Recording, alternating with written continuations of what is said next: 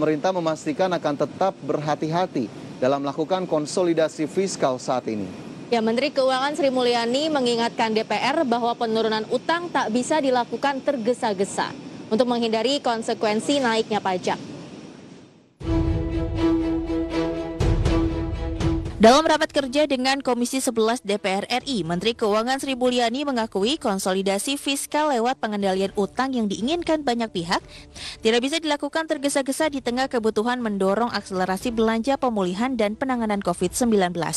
Sri Mulyani mengingatkan Komisi 11 DPR RI agar tidak mempersoalkan secara berlebihan penambahan utang saat ini.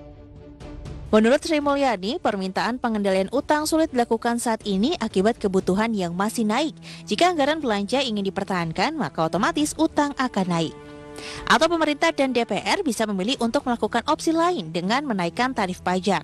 Namun dengan ekonomi Indonesia belum pulih, kebijakan pajak justru mempersulit pemulihan ekonomi nasional. Belanja harus tetap.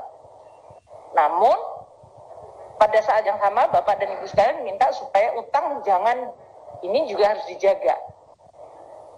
Solusinya memang pajak harus naik, tapi ini juga bisa menyebabkan shock terhadap ekonomi kalau terlalu cepat. Jadi kami harus betul-betul hati-hati menjaga keseluruhan penerimaan negara harus secara pelan-pelan diperbaiki dan reform kita teruskan. Di reform dengan Cortex, administrasi, SDM, bahkan dengan enforcement kita lakukan. Dalam catatan pemerintah hingga akhir Juli, utang pemerintah pusat tercatat 6.570,17 triliun. Angka tersebut naik tajam hingga 1.135,31 triliun dibandingkan posisi akhir Juli 2020 yang sebesar 5.434,86 triliun.